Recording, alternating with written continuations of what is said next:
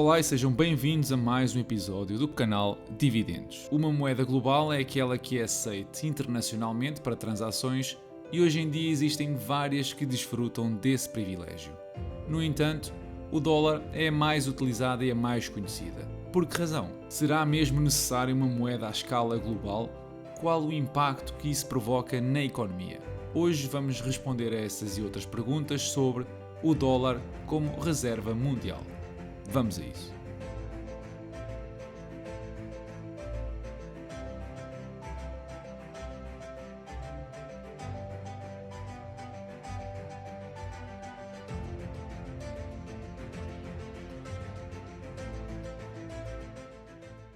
O dinheiro tem funcionado como representação de valor desde muito cedo na história da humanidade, permitindo não só a troca de bens e serviços de forma indireta, mas também como uma forma de guardar riqueza para o longo prazo. É, portanto, com alguma naturalidade que desde a época dos descobrimentos, os grandes centros das trocas comerciais acabam por ser também eles responsáveis por definir uma moeda única, uma divisa que pudesse ser usada por todos e que facilitasse as transações. Assim, as grandes potências coloniais da época foram passando a responsabilidade à medida que o poder, também ele, mudava de império para império. O real português, a título de curiosidade, foi uma dessas moedas, assim como o peso espanhol, o florim holandês ou mais recentemente a libra inglesa e o dólar americano. O mais curioso é que nenhuma durou para sempre. Eventualmente, a potência mundial por detrás da divisa colapsa e dá lugar a uma economia mais forte e uma moeda com maior confiança. Mas, para entender como a hegemonia do dólar pode acabar, é preciso entender como é que começou. No início do século XX, o Reino Unido era a potência mundial em todo o seu esplendor. Até essa altura, todo o dinheiro impresso físico ou em papel era garantido por ouro nas reservas de cada banco central do país em causa. Isto limitava a criação de moeda por cada país, porque as reservas de ouro eram finitas. Ora, a Primeira Guerra Mundial começa e grande parte dos países envolvidos suspende a convertibilidade das suas divisas em ouro para poder livremente imprimir dinheiro e assim financiar as despesas militares. Isto desvaloriza obviamente a moeda local e o Reino Unido não foi diferente. Apesar de retomarem a conversão pouco tempo depois, começou aí uma rotação de poder face ao dólar americano. Os Estados Unidos eram uma economia em ascensão e foram responsáveis por muitos empréstimos internacionais, cedendo as suas obrigações, muitas vezes a troca de ouro. A instabilidade política na Europa continuou e poucos anos depois rebenta a Segunda Guerra Mundial. Isto significa que novamente todos ou quase todos os envolvidos suspendem a conversão de dinheiro em ouro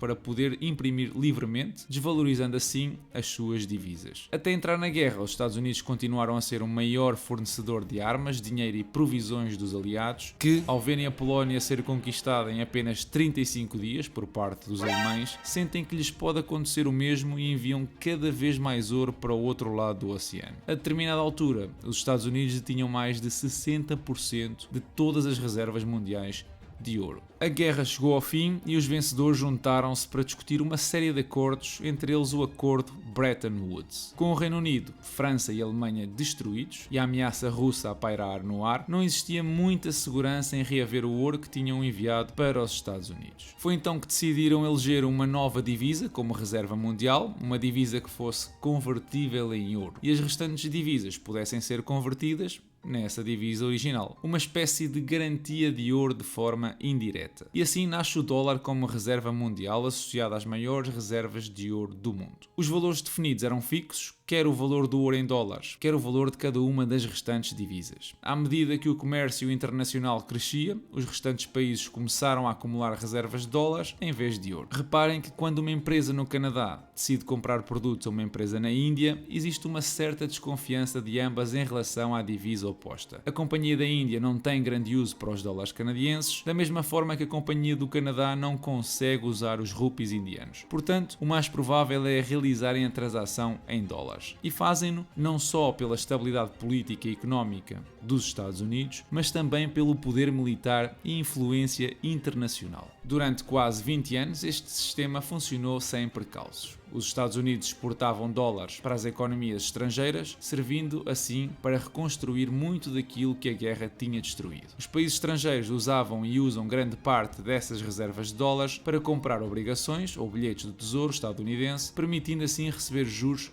sobre esse valor. De certa forma, estavam a financiar o crescimento dos Estados Unidos, que entretanto aproveitaram essa confiança para expandir não só o seu exército, como as suas infraestruturas, emitindo cada vez mais obrigações e bilhetes do tesouro. E como diz o ditado, o que é bom não dura para sempre. Este comportamento do governo estadunidense rapidamente chamou a atenção dos líderes europeus, que mais ou menos em 1965, através do presidente francês da altura, o Charles de Gaulle, começou a levantar a voz sobre a irresponsabilidade do governo americano. Ele afirmava que os Estados Unidos tinham em circulação mais obrigações e bilhetes do tesouro do que reservas de ouro, e que se todos os países começassem a trocar dólares por ouro, o país não ia resistir. Adivinha lá o que é que aconteceu? Começou a corrida ao ouro, com praticamente todos os países do mundo a quererem reaver a sua parte antes que se esgotassem as reservas e ficassem com apenas papel nas mãos. Isto criou uma instabilidade de tal ordem que obrigou o presidente norte-americano da altura, Richard Nixon, em 1971, a suspender a conversão de dólares em ouro. A partir deste momento nasceu aquilo que conhecemos hoje como o dinheiro fiat, que não é garantido por qualquer metal precioso, tomando o seu valor da garantia de um governo.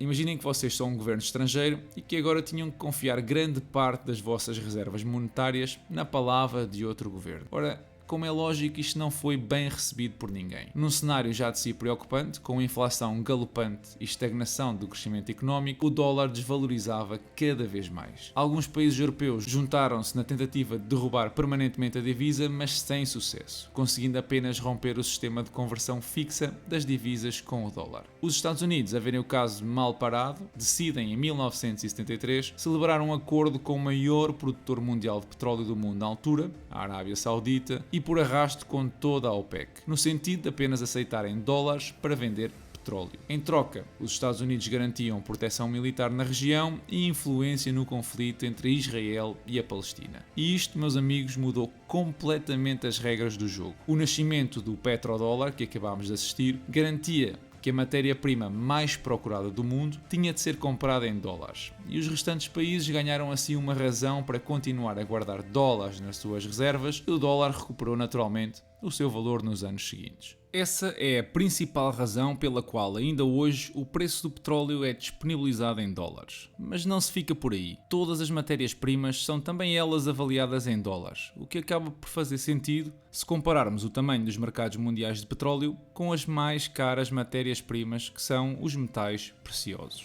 Temos então um sistema que nos últimos 40 anos deixou de ter o valor das suas divisas ligadas ao valor do ouro, mas sim à política monetária de cada banco central. E isso reflete-se na quantidade de dívida que, por exemplo, os Estados Unidos têm em circulação. Como a liquidez do dólar no mundo é enorme, continua a ser a moeda mais usada nas transações comerciais, exigindo assim que os Estados Unidos apresentem déficits orçamentais consistentemente negativos. Isto significa que os Estados Unidos são uma economia que importa muito mais do que exporta todos os anos, o que faz aumentar exponencialmente a sua dívida, como podem ver no gráfico seguinte. Desde a década de 70, 80, que a dívida não para de crescer e está agora a níveis nunca antes pensados possíveis. Existem mesmo alguns países que usam o dólar como moeda oficial, como é o caso do Panamá, El Salvador ou o Equador. E tudo isto soma à necessidade que descrevi há pouco de ter dólares em circulação fora da economia norte-americana. Como já referi, quando os países têm dólares mais do que suficientes nas suas reservas, acabam por trocar os mesmos por obrigações do Tesouro americano na tentativa de tirar algum rendimento dessas reservas. Como devem calcular, isto não é uma situação sustentável do ponto de vista dos Estados Unidos. Se por um lado permite ao país endividar-se, emitindo obrigações como se não houvesse amanhã e assim financiar a despesa pública e crescimento económico, por outro lado a dívida é cada vez maior e causa naturalmente desconfiança em quem tem as obrigações, porque podem começar a acreditar que os Estados Unidos não têm capacidade para pagar a dívida. Um pouco à imagem daquilo que vimos em 1971.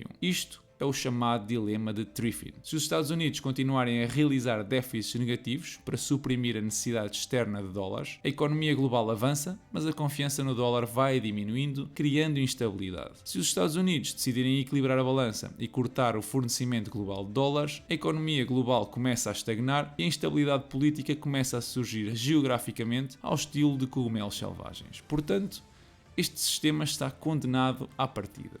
Então, quais são as alternativas? Será o euro? Será o yuan chinês? O euro seguramente não será. Em primeiro porque não temos na Europa obrigações únicas. Cada país tem as suas, com taxas bem diferentes, o que não abona muito a favor da estabilidade. Outro ponto contra o euro é também a instabilidade política. Em 2008 a Grécia esteve a ponto de bater com a porta, o Reino Unido bateu mesmo e saiu da União Europeia, e agora a situação da Polónia é outro tiro no pé da comunidade europeia. O iene chinês começou recentemente a ser adicionado às reservas das grandes potências mundiais, ocupando ainda uma percentagem muito residual. Além disso, a desconfiança política e económica do governo chinês pelo mundo ocidental é algo que também não ajuda muito. A alternativa poderá passar então por algo chamado SDR, ou Special Drawing Rights, do Fundo Monetário Internacional. O SDR não é uma divisa, mas sim um cesto composto por várias divisas e que garante acesso às mesmas numa determinada proporção, digamos que ao estilo de um ETF. Neste momento o SDR é composto por dólares, euros, yuans, ienes e libras, nas proporções que vocês veem na imagem. E esta solução até já existe desde 1969, mas o uso está restrito aos bancos centrais. Aliás, na última crise global, em 2008-2009, a China e a Rússia fizeram pressão para que os SDRs substituíssem o dólar como divisa mundial. Mas lembrem-se que este ajuste desvaloriza imenso o dólar, e como a maior parte dos países têm reservas enormes em dólares, teriam forçosamente de aplicar medidas económicas internas severas para colmatar a diferença e correm um sério risco de destabilizar a própria economia. Antes de terminar este segmento, quero deixar também a possibilidade de que uma criptomoeda descentralizada em assumir este papel de reserva mundial de valor. Por agora, a volatilidade associada às criptomoedas é um fator contra esta solução, mas no futuro pode muito bem ser a solução ideal para um problema que já tem barbas. A minha visão é que a queda do dólar é inevitável, mas é difícil prever quando vai acontecer. E como, por enquanto, as alternativas também não oferecem muitas garantias, o problema vai sendo ignorado por todos. Também não acredito que seja um processo rápido, mas sim uma transição suave, como temos vindo a assistir nos últimos 20 anos. Em relação ao futuro do canal, tenho algo a dizer-vos.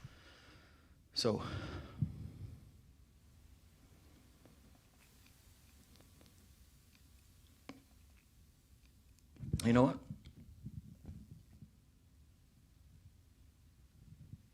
I'm not leaving. I'm not leaving. I'm not fucking leaving!